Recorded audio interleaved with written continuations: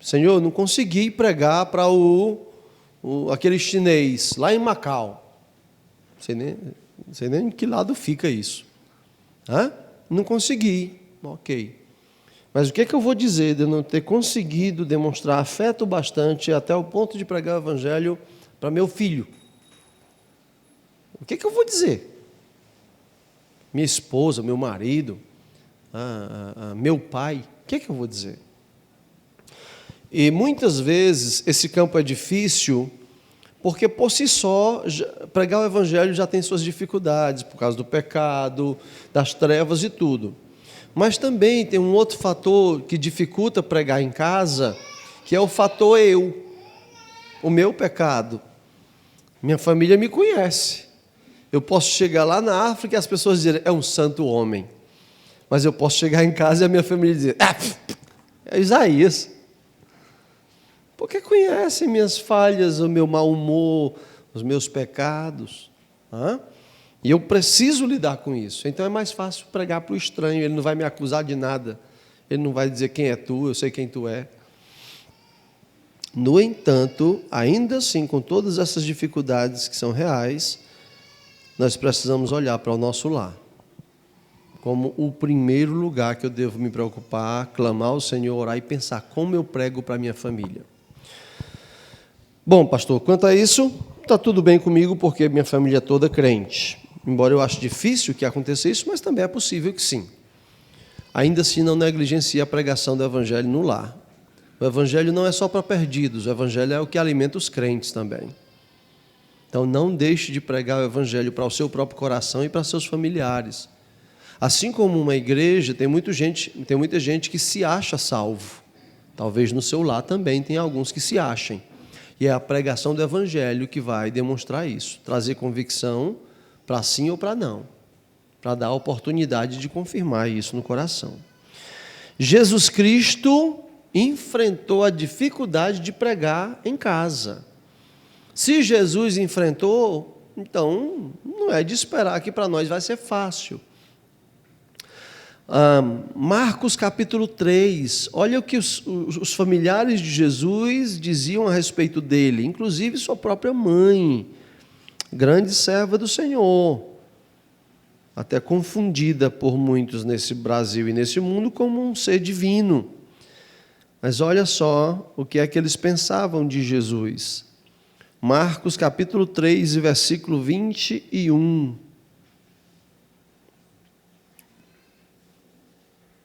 Marcos 3, 21. E quando os parentes de Jesus ouviram isto, saíram para o prender, porque diziam, está fora de si.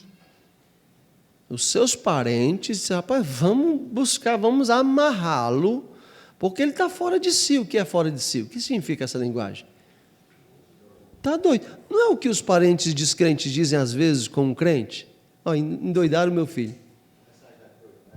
Loucura, né? Endoidaram meu filho. Aí, pronto, o menino ficou abestalhado. Endoidou. Jesus, disseram isso de Jesus. Está fora de si, está doido com esse negócio aí, de ficar para lá e para cá, não está tendo tempo nem de comer. Vamos fazer o quê? Vamos amarrá-lo. Vamos prendê-lo. Olha o que aconteceu depois, ainda no capítulo 3, verso 31. Nisto chegaram sua mãe e seus irmãos. Eles saíram de onde estavam com o objetivo, fazer o que com Jesus? Prendê-lo. Chegaram, a mãe dele estava no meio. Mãe, vamos lá, mãe. O nosso irmão mais velho está batendo legal da cachola, não. Esse negócio de ficar pregando aí, feito um judeu errante, esse negócio não está certo, não. Vamos prender ele, vamos trazer para casa, vamos amarrar. Maria vai, entra nessa. Nisto chegaram sua mãe e seus irmãos, e tendo ficado do lado de fora, mandaram chamá-lo. É aquele texto onde alguém diz, olha, tua mãe e teus irmãos estão lá fora te chamando, e Jesus diz, quem é minha mãe e meus irmãos?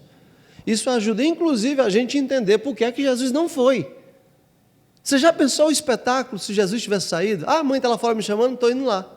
Já pensou Maria segurando por um braço, Tiago segurando na perna, Judas no outro, amarra, amarra. É porque aí o que ia acontecer? A não ser que Jesus usasse os poderes que tem e fizesse alguma coisa com seus familiares. Já pensou o desastre? A coisa horrível? Então, Jesus não sai, porque seus familiares vão lá para prendê-lo, amarrá-lo. E em outro episódio, lá em João, no dia da festa dos tabernáculos, se não me falha a memória, os seus irmãos dizem para ele, cara, se tu faz essas mágicas aí mesmo que tu diz que está fazendo, vai lá para a praça. Está cheio de gente lá, mano. Pelo menos vai ficar famoso.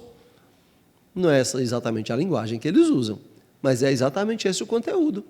Se tu faz mesmo isso, vai lá, está cheio de gente, a festa está bombando em Jerusalém. Vai fazer essa tua bruxaria lá, esse negócio aí que tu chama de milagre, tu vai ficar famoso.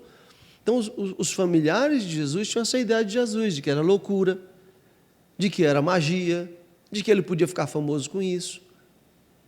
Família do Messias. Ora, se a família de Jesus o teve assim, por que é que nós deveríamos esperar facilidade? Agora, entendo eu que também Jesus nos ensina como é que eu devo esperar que a minha família venha a Cristo. Quando o assunto é família, irmãos, talvez seja muito mais necessário ação do que palavras. As palavras têm que existir, porque o Evangelho é notícia, é palavra.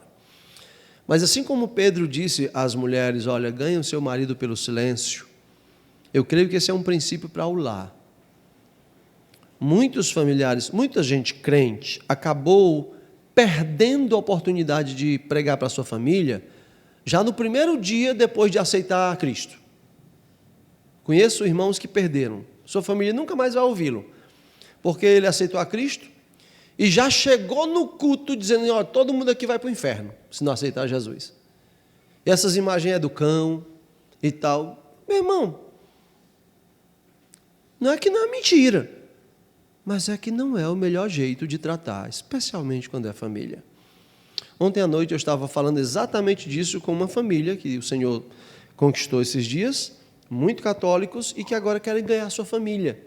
E eu estava dizendo para eles, não cometam esse erro. Porque imagina que eu e você éramos cegos, os dois cegos. E de repente os olhos de um de nós se abriu. Se abriu, e eu estou dizendo, puxa vida, que lugar bonito, tem árvores, tem plantas, tem flores, tu não está vendo? Ele disse, não estou não. Deixa de ser abestado, mas tu não está vendo as flores aí na tua frente? Ele ainda é cego. E eu preciso entender da sua cegueira. Ele não vai enxergar as coisas só porque eu estou enxergando. Houve um milagre para que eu enxergasse. Eu preciso esperar que o Senhor faça o mesmo bem nele. E se eu agir com essa forma, eu acabo fechando portas. E há familiares hoje que não escutam mais seus familiares crentes por causa dessa atitude. De achar que chega lá, essas imagens é do cão, isso aqui, eu vou para o céu, e se vocês não aceitarem Jesus comigo, então isso é ruim. Então, como é que Jesus ganhou sua família? Porque a gente sabe que alguns dos seus irmãos foram salvos, né?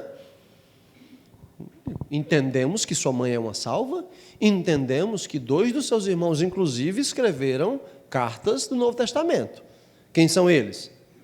Judas e Tiago. Eu acho muito lindo, eu preguei recentemente toda a carta de Tiago lá na igreja. E eu investi um bom tempo falando sobre o primeiro versículo de Tiago. Tiago, irmão do Senhor. Eu acho isso emocionante. Porque se eu fosse irmão de Jesus, eu queria fazer questão de dizer, eu sou irmão de Jesus. Presta atenção. Isso não é qualquer pessoa que está escrevendo, não, meu irmão. É o irmão do Salvador. Mas ele bota lá, Tiago, servo do Senhor. Nós sabemos que nas relações entre irmãos é complicado. E para você se chamar servo do seu irmão de sangue, é difícil. E ainda mais um irmão que antes lhe chamou de louco, de bruxo.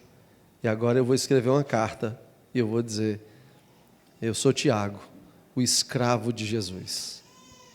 E isso é fantástico. Como é que Jesus chegou a isso? Eu creio que Jesus chegou a isso, a sua família lhe atendeu, finalmente veio a Cristo, pela cruz. Nós não temos nada antes da cruz, na sua família crendo em Jesus, nós só temos depois. Depois da cruz, você encontra os irmãos de Jesus orando no livro de Atos. Depois da cruz, você tem os seus irmãos escrevendo as cartas. O que me ensina que Se eu quero ganhar minha família, eu preciso estar disposto a amá-los sacrificialmente. Eu preciso aprender a lidar com as críticas deles e suportar. Em nenhum momento você vê Jesus Cristo brigando com eles pelo que eles pensavam dele. Mas você vê Jesus na cruz morrendo também por eles. Então, quando a relação é familiar, o amor tem que entrar com força. O amor sacrificial. Às vezes não é tão difícil, é só o nosso ego mesmo que atrapalha. Por exemplo, eu tinha, hoje, minha esposa saiu, então eu vou dizer que eu tinha, né? Porque se ela tiver aí, ela vai dizer que eu ainda tenho. Um sério problema de perfeccionismo, o famoso toque. Cala a boca aí, Débora. As filhas estão ali. Mas era assim, exagerado, entendeu? Tipo, colocar um vidro de perfume aqui e eu saber quando alguém simplesmente virou ele de lado. E isso dava confusão. Caso alguém se identifique, o Senhor cura isso também. Mas isso, a gente brigava por isso. Brigava mesmo. Mas, irmão, pode imaginar que tolice. Como alguém briga por isso? É claro que a briga não era porque alguém mexeu, assim, virou. É porque eu sabia que alguém usou. Se não estava do mesmo jeito, é porque alguém usou. De repente nem foi, alguém só tirou para limpar. Mas, enfim, às vezes essas coisas são obstáculos no lar. Por exemplo, você chega em casa, você é um crente, sua família não é, está assistindo um programa que você não gosta. Aí você já vai criticar isso. Você vai causar uma celeuma, uma grande confusão por isso. Querendo que eles, seus familiares, agora tenham valores que você tem e eles não têm. Isso não vai funcionar. Isso não vai funcionar. Nas relações familiares, o evangelho para a família, eu entendo que é necessário uma dose alta de sacrifício. Amor mesmo. A tal ponto que a sua família possa, em algum momento, um pouquinho mais tarde, quando tiver tempo de análise, eles possam dizer assim: rapaz, o fulano está diferente mesmo. Eu pensei que fosse coisa de um dia ou outro, empolgado com essa nova religião. Mas, de fato, se pararmos para pensar, desde que ele começou a ir para tal daquela igreja, ou andar na tal dessa fé, ele tornou-se uma pessoa melhor aqui em casa. Eu penso que um filho que veio a Cristo deveria ser bem instruído para, quando chegar em casa, dizer aos seus pais: pai, me perdoa, mãe, me perdoa, a partir de hoje vocês vão ter um filho melhor, e pagar o preço por isso. Eu tenho certeza que esses pais iam dizer assim: o que foi que houve nessa igreja? Eu tenho que saber. Por que meu filho está melhor? O que foi que houve? Se o pastor dessa igreja chegasse, eu tenho certeza que os pais iam recebê-lo bem e iam dizer: o que foi que houve, meu filho? Meu filho chegou pedindo perdão. E disse que ia ser um filho melhor. E tem sido. Então, se você quer que o evangelho alcance sua família, esteja disposto a amá-los de maneira pesada. Amar sacrificialmente seus familiares. O mesmo vale para os pais. Um pai que agora é um crente e chega em casa e diz para os filhos: ó, agora o pai de vocês é crente, todo mundo se arruma aí, bora para a igreja. Isso não vai funcionar. Eles podem ir, mas não vai alcançar o coração. Que tal fazer o mesmo exemplo anterior? Filhos, perdoem o papai. Papai, a partir de hoje, é outra pessoa. Vocês vão ver isso. A partir de hoje, é outra pessoa. Os filhos vão perceber isso. Então, evangelismo na família, que deveria ser nosso primeiro campo, estratégia, atenção, afeto, é esse. E eu diria, sobretudo, clame a Deus com lágrimas pela salvação de qualquer familiar que você tenha que ainda não está em Cristo. Porque se você, conhecendo as Escrituras, conhecendo Jesus Cristo, a sua presença eterna para onde vamos, e sabendo o oposto, que é o inferno, sabendo que alguém sem Cristo vai para lá, e se isso não dói no teu coração e te trouxer lágrimas por uma pessoa da tua família, então tu não vai chorar nunca por ninguém. A realidade do inferno não vai te afetar nunca sobre ninguém. Porque se não te afeta com alguém que está ao teu lado, mãe, pai, filho, esposa, saber da eternidade de alguém, isso não te comover ao ponto de dizer, eu tenho que amá-los, então tem um negócio muito errado contigo.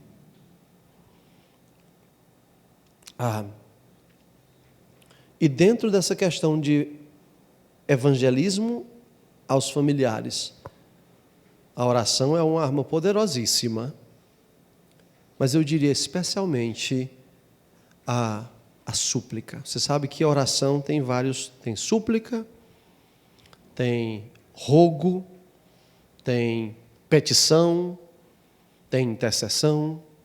Quando o assunto é salvação da família, você tem que incluir rogos e súplicas.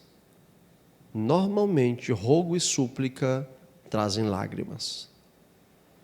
Você sabe que está suplicando por alguém quando você está sentindo o calor das lágrimas descendo pelo rosto.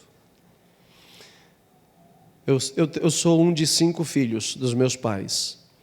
A minha irmã é mais velha. Ela, pela graça de Deus, me convidou a ir a uma igreja bíblica. Em 1993, o Senhor me salvou. Então, tem eu e mais 3 antes de mim. E esses 3, eles tinham vida profundamente desgraçadas, como eu também.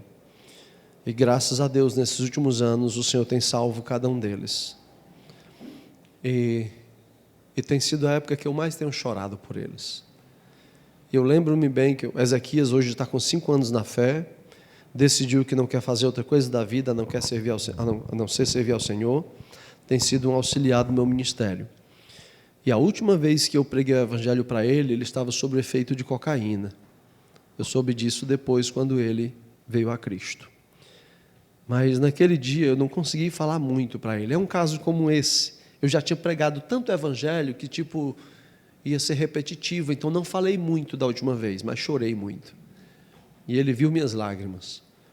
E ele então, quando saiu da minha casa, ele disse: hoje algo entrou no meu coração. E eu sei que o Senhor atendeu as minhas lágrimas. Uma certa irmã, quando eu vim de Cabo Verde, estava com seu pai em estado terminal no hospital. E ela veio, chorou muito para mim, pedindo para que eu evangelizasse o pai dela. Eu estava de viagem, eu disse: irmão, não tenho condição, eu tenho que viajar, vou para outro lugar. E ela suplicando que eu fosse. E eu disse para ela: o seu pai já lhe viu chorar por ele desse jeito aí? Ela disse: não, pastor, eu tenho evitado que ele me veja chorar pela condição dele, acho que ele não vai ficar bem. E eu disse para ela: talvez é o que ele precisa.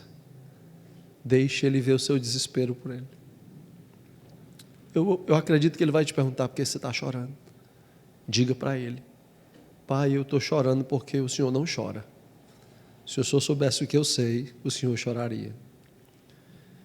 Quando eu voltei de viagem, ela veio muito feliz e disse: pastor, eu não me contive e eu deixei que ele visse o meu choro. E ele quis saber por quê. Eu preguei o evangelho, ele morreu com Cristo. Quando o assunto é família, tem que ter isso. Não tem jeito. Tem que consumir nosso coração.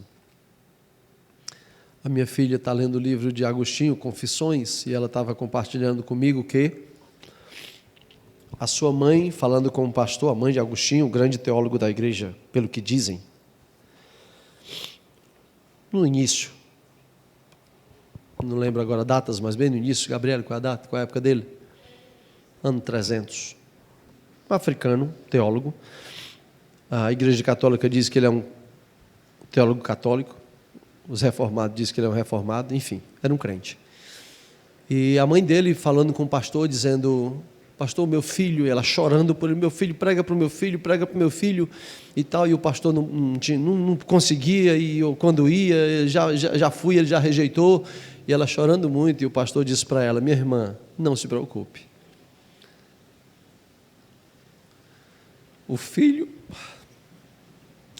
O filho dessas lágrimas não podem se perder.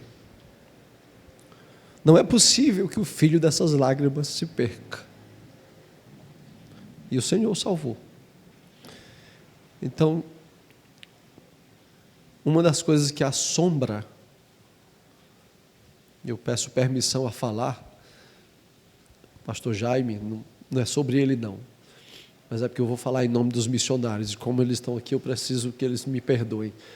Mas eu penso que uma das coisas que assombra missionários, do tipo que vai lá longe, faz esse esforço de ir lá longe, de aprender outra língua, cultura, conviver, suportando alguns aspectos culturais que lhes são difíceis. Eu vivi isso em Cabo Verde. Uma das coisas que nos assombram é ganhar gente de tão longe e perder gente de tão perto.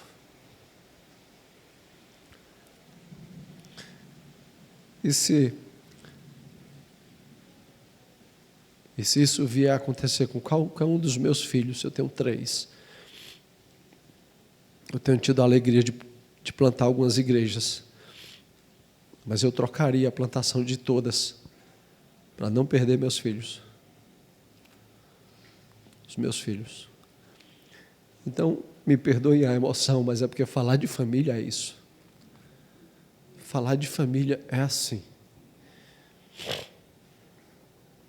Me dói a alma. Meu irmão Ezequias então veio a Cristo, depois de ver essas lágrimas por ele. Depois veio Rafael. Rafael foi batizado no início desse ano.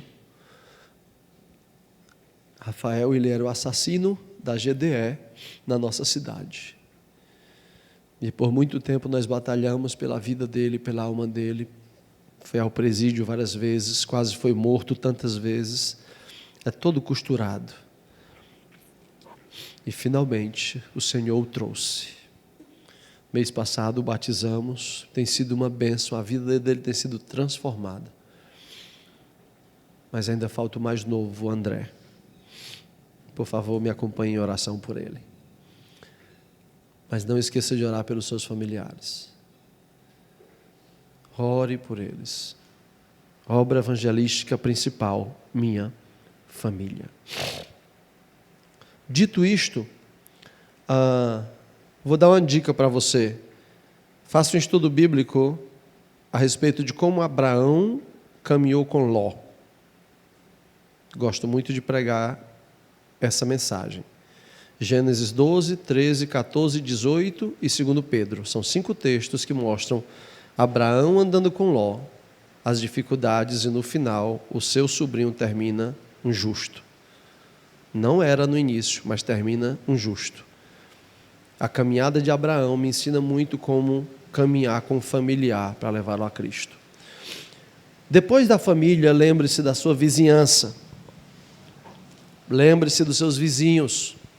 Lembre que parede com parede você tem gente que pode estar caminhando em trevas. Então, monte estratégias simples de alcançar seus vizinhos. A primeira delas é cuidado para você não ser o vizinho chato. Cuidado para que não seja você o vizinho chato. Que o chato seja o outro e que você seja o que tem que suportar o chato. Que seja ele que joga lixo na tua calçada e não você que faça isso na dele. Você tem um motivo de suportar, ele não tem. Então suporte. Há uma história verídica contada por um irmão de um casal de idosos que o galho da sua mangueira batia em cima da casa do vizinho. O vizinho era um homem, filho de Belial, morava sozinho. E aquela mangueira batendo, ele ficava dizendo palavrão. O irmão queria cortar, mas era muito idoso, não conseguia cortar aquele galho e nem conseguia achar alguém que recebesse o dinheiro. Ele tinha dinheiro para pagar. Até que um dia o homem cansou, cortou o galho e jogou em cima da casa do irmão, quebrou-lhe as telhas. Ora, no Brasil, processo fácil de ganhar. Estatuto do idoso. Você pegar um galho de mangueira e joga em cima da casa de um idoso, quebrou as telhas, processo, ó, mole. O irmão foi na casa do seu vizinho, bateu na porta. O homem abriu, já soltou o inferno em cima do irmão. O irmão com a cabecinha baixa aqui, suportou. Ele disse: não, meu vizinho, por favor, não quero confusão com você, quero a sua amizade. Faz tempo que eu quero cortar esse galho e procuro alguém, ninguém quer, mas você cortou, por favor, receba o dinheiro. Você cortou, fez o serviço que eu queria. O homem ficou espantado, disse, não quero o seu dinheiro não, e bateu o portão na cara dele. O irmão voltou para casa. No outro dia, a galinha do irmão pula o muro e vai mexer nas plantas do homem. O homem jogou de volta. Vocês, quem quer galinha sabe, né? Se alguém quer galinha, é teimoso. A galinha pulou de novo. O homem pegou a galinha e jogou ela, dessa vez morta. Quebrou o pescoço da galinha e jogou de volta. O irmão pegou a galinha, tratou, preparou, pegou a metade, botou na panela, foi na casa dele. Bateu na porta, meu vizinho, eu matei porque essa galinha estava estragando minhas plantas. Não. Meu vizinho, você não me entendeu, eu não quero sua inimizade não, eu quero sua amizade. Me perdoe por essa galinha, faz tempo que a gente quer matar ela e ninguém tinha coragem. Você matou. Tome aqui uma parte para você. Parece mentira, né? Mas isso é fato. O irmão contou isso, chorando. E aí eu sou chorão também, era eu chorando de um lado e ele do outro. Aí deixou a panelinha lá no portão, e no outro dia, o homem estava lá, a vasilhazinha limpa lá, o homem comeu. Alguns dias se passaram, o irmão estava passando, o vizinho estava sentado no portão e disse, boa noite, meu vizinho. Opa, já está surgindo uma amizade aqui, boa noite. Outro dia, um domingo à noite, o casalzinho de idoso está indo para o culto, o homem está mais arrumadozinho e diz, oi vizinho, vão para onde? Não, estou indo para a igreja. Ah, a igreja de vocês é para ali? É. Eu estou indo naquela direção também, vou junto com vocês. E foram. Uma certa distância se desviaram. Outro dia, o vizinho foi. Aí, vamos para a igreja de novo? Eu estou indo para ali de novo, vou com vocês. Chegou na certa altura, o homem disse, meu vizinho, a sua igreja aceita gente como eu? Oh, meu Deus. Meu vizinho é tudo o que eu quero. E o homem foi, é um salvo hoje. Você já imaginou se o irmão tivesse processado ele? Tinha ganho o processo. Talvez tinha ganho algum dinheiro. Mas de que vale dinheiro diante disso? De uma alma. Então olha para os teus vizinhos como campo missionário para ser amado. Faz um bolo. Se você nunca fez, faz um bolo. Vai lá no vizinho, trouxe um pedaço de bolo para você. É claro que se você nunca fez isso, né, ele vai, opa, que maçã é essa? Esse bolo aqui, deixa eu experimentar isso direito. Faz isso. Eu descobri que um vizinho meu gosta muito de café. Marquei a hora que ele vinha do trabalho, um ex-vizinho, onde eu morava. E aí, sabendo que ele gosta de café, e que mais ou menos 6 horas da tarde ele vem do trabalho, então ele ia me encontrar na porta da minha casa, ele tinha que passar por lá, com uma garrafa de café. E aí, vizinho, vai um cafezinho? Opa, claro. E aí minha esposa tinha inventado de fazer um tal de cappuccino, um negócio bom. E aí eu, vizinho, só que hoje não é café não, é cappuccino. Ele, o que é isso? Experimenta aí. Pronto, viciei o homem no cappuccino. Então todo dia era uma garrafa de cappuccino. E todo dia o evangelho. Até hoje eu não sei se ele é um crente, eu não moro mais lá. Mas não é o meu papel fazer as pessoas serem crentes. O meu papel é pregar. Pregar é sucesso. Salvação é com o Senhor. É o papel dele. Ele faz quando ele quiser. O meu papel é pregar. Então desenvolva maneiras de fazer amizade com sua vizinhança. Seja útil a seus vizinhos. Isso vai abrir portas ao evangelho. Eu sei que já estamos aí, falta 1 minuto para o tempo extra, que é 5 minutos. Mas deixa eu lhe dizer, estratégias com esporte, com crianças, faça uso disso. Faça uso disso. Isso tem trazido muita gente a ouvir o evangelho mundo afora. Mundo afora. Em muitos lugares do mundo, você chega com a bola, quando as pessoas ouvem o barulho da bola, já junta muita gente. E se você tiver uma boa estratégia, você consegue sim pregar o evangelho. Lembrando que estratégias não são o alvo. O alvo é pregar o evangelho. Estratégias, são formas de atrair para pregar o evangelho. Então, esporte, trabalho com criança, trabalho com idosos. Procurar saber se não tem uma casa de idosos. Idosos são pessoas, na maioria das vezes, nas casas de idosos, são pessoas muito carentes. Tudo que elas querem é alguém para conversar. Já pensou que coisa boa? Alguém querendo conversar e eu tendo uma conversa para conversar? É velha história, é juntar a fome com a vontade de comer. Então, olha, eu queria ser voluntário nessa casa de idosos. Posso? Pode. Conversar. Conversar sobre o amor, vamos conversar sobre o céu, vamos conversar sobre Jesus. Então tem algumas coisas que, irmãos, que não são difíceis de fazer quando a gente pensa em evangelismo. Para terminar, existem algumas coisas mais soltas, assim como, por exemplo, evangelismo explosivo. Não sei se você já ouviu falar nisso. Quando estávamos no seminário, estudamos algumas formas de evangelismo, e evangelismo explosivo, a ideia é aquele evangelismo onde eu estou aqui na parada de ônibus, e tem ao meu lado uma pessoa, ou no ônibus, e eu não sei se eu vou ver mais essa pessoa outra vez na minha vida. Talvez é a única vez que eu vou ver essa pessoa. Talvez tudo que eu tenho com ela é 3 minutos, 2 minutos. Então é aquele ímpeto de dizer o evangelho. Assim, na cara dura, como se diz. Meu amigo, olha, eu não sei quem é você, nem você sabe quem sou eu. Talvez a gente nunca mais vai se ver. Por isso eu tenho que te dizer uma coisa.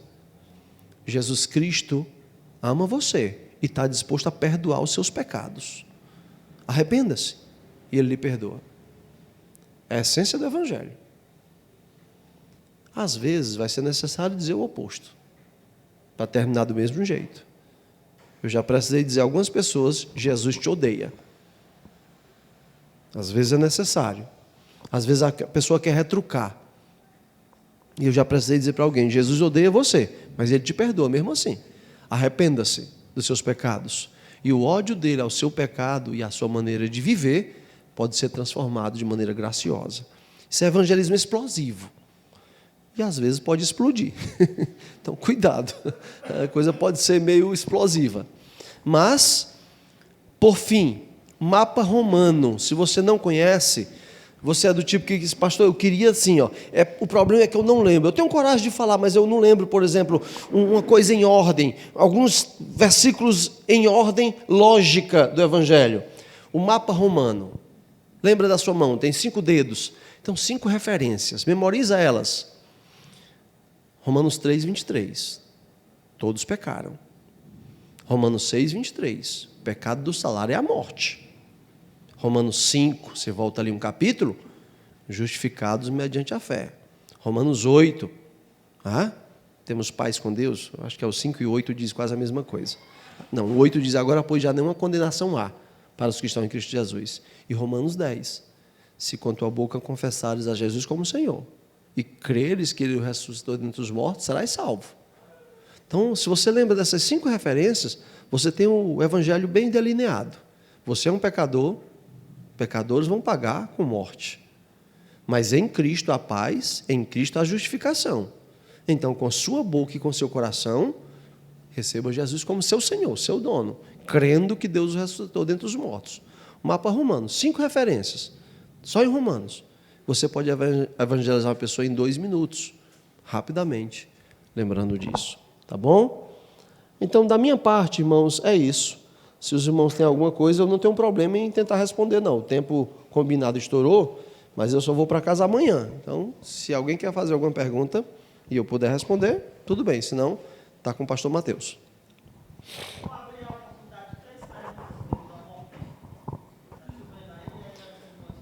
Beleza. Uma coisa, tá certo? Não confunda. Alguém já disse assim: não, eu estava evangelizando. Pastor, eu não fui para tal programação porque eu estava evangelizando fulano. E eu, conhecendo a pessoa, eu disse assim: como é o evangelismo que tu fez? Não, eu estava convidando ele para ir para a igreja. Convidar alguém para ir para a igreja é bom, mas isso não é o evangelho. Certo?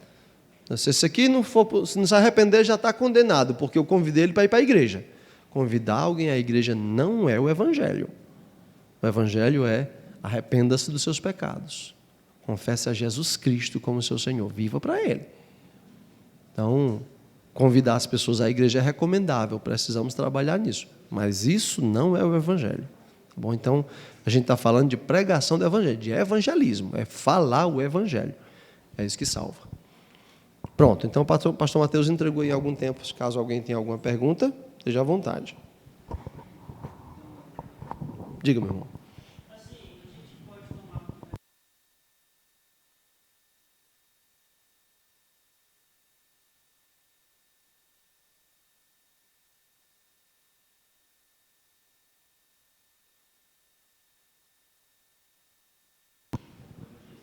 Sim, sim. Eu acho que o problema nunca é a forma, certo? Vai usar o quê? Vai usar esporte, vai de casa em casa, vai de dois em dois, como Jesus mandou, vai de um, vai sozinho. Acho que a forma nunca é a questão, mas é o conteúdo, o que é que foi fazer. Se foi para pregar o evangelho, eu não vejo a forma como a grande questão, não. Aí só a última dúvida que é em relação que, por exemplo, quando eles falam que se você me...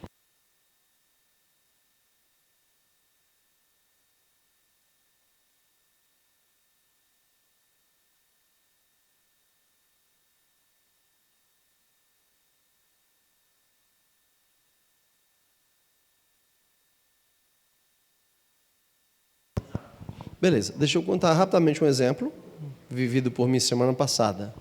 Nós tínhamos uma congregação num bairro, na cidade vizinha, a Maracanaú, e ela está lá há uns 12 anos. E então aquela congregação, ela não tem conseguido inserir-se na comunidade por alguns motivos. Mas é uma congregação que prega o evangelho bíblico. A gente tem, obviamente, cuidado disso. Mas a comunidade tem sido bem dura com respeito a não receber.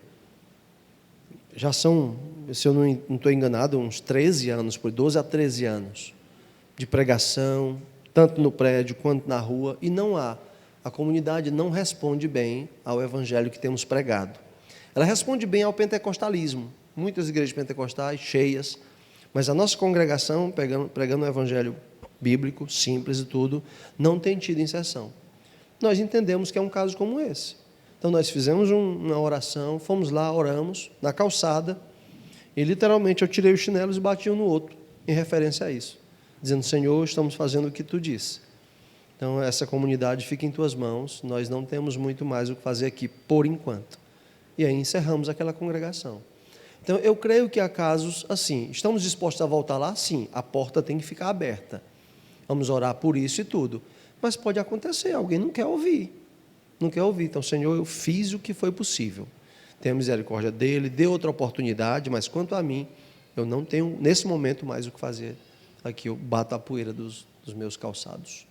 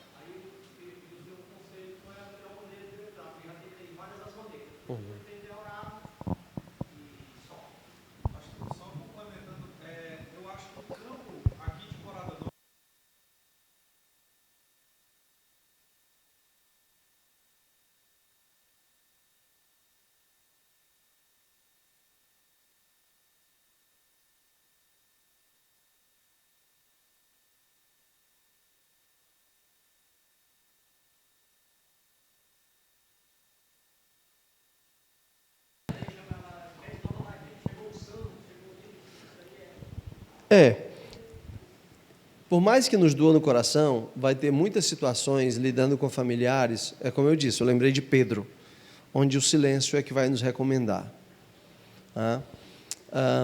Eu creio que muitos desses, não conheço suas irmãs, então não posso estar falando especificamente delas, mas desse geral. Eu vivi isso também, eu nasci no lar evangélico e tudo, mas, a certa altura, entendi que eu não era crente e fui viver no mundo. Os meus irmãos também. que hoje, graças a Deus, estão vindo de fato para a fé. Eu creio que uma boa parte deles não são crentes. Viveram religiosidade. Essa expressão, eu já sei, eu também já enfrentei gente que diz isso, normalmente se diz com certo orgulho, né? Então, uma boa parte deles não são crentes. Só que acham que são ou acham que foram.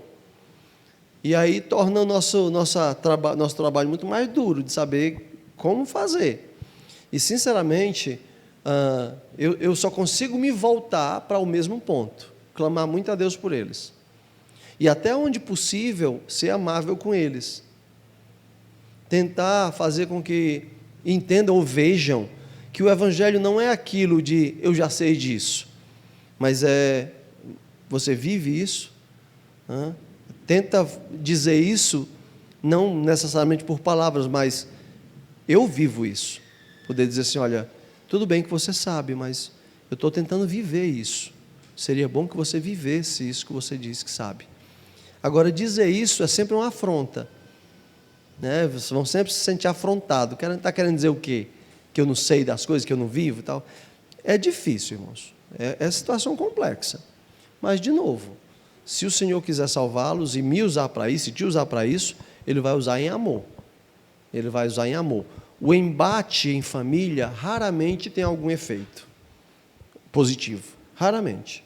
O efeito normalmente é feito por meio de sacrifício mesmo. De doar-se e de sentir essa situação. Mas é difícil. O Senhor pode, mas ame. Ame em oração. Ame em oração. Pedir a Deus por ocasiões, por exemplo, Senhor, dá-me ocasião.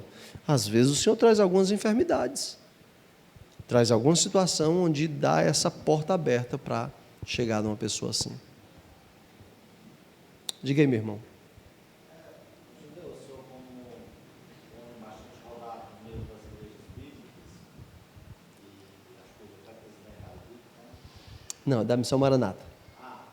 Mas vocês têm um conhecimento que eu rodo muitas igrejas. Assim, você, no seu conceito, você tem satisfação, ou aprova a forma como as igrejas bíblicas têm atuado no campo do evangelismo? Eu acho que,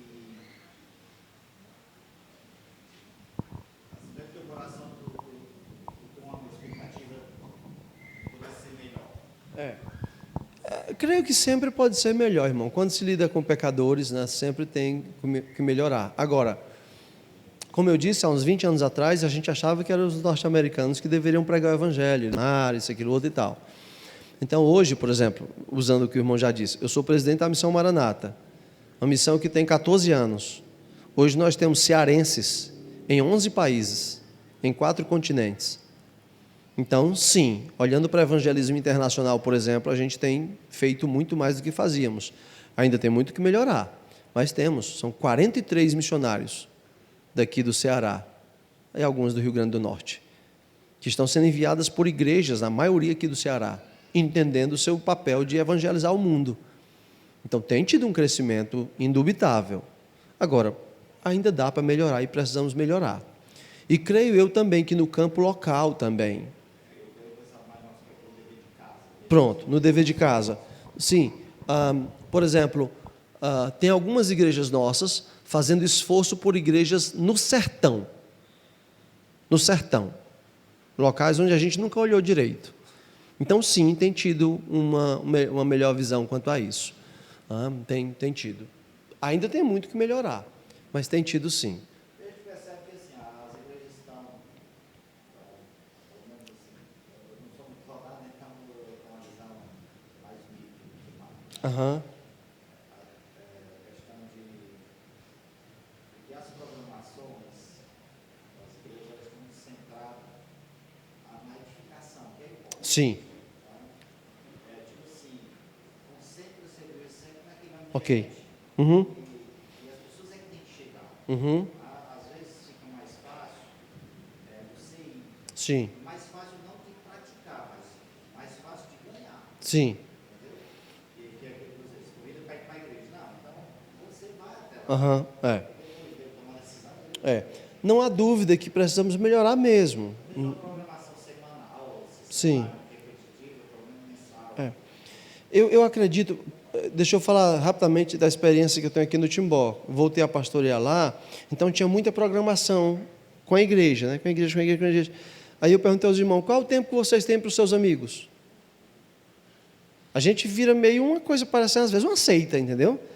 Segunda reunião de não sei o quê, terça, quarta, quinta. Nós não temos mais tempo para os nossos amigos.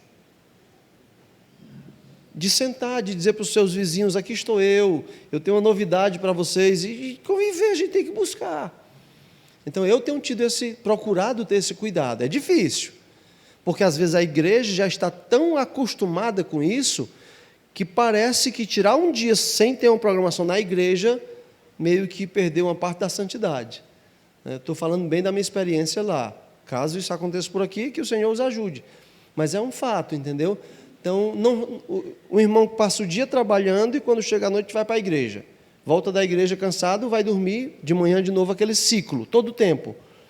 Aí quando chega sábado, meio-dia, passa o sábado dormindo para descansar da semana. Aí domingo de manhã tem a escola bíblica que vai estar quase até meio-dia. Almoça e descansa à tarde para o culto à noite.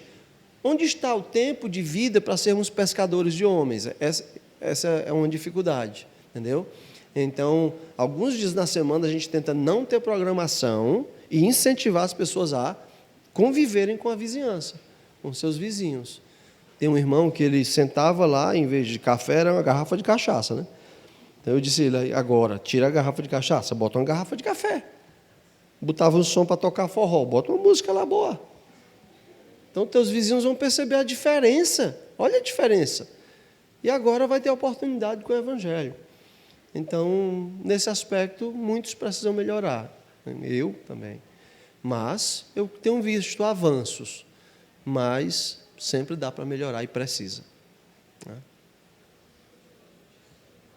Obrigado, irmãos, pela atenção de vocês. Mais tarde a gente se vê novamente aí. Obrigado, pastor Mateus.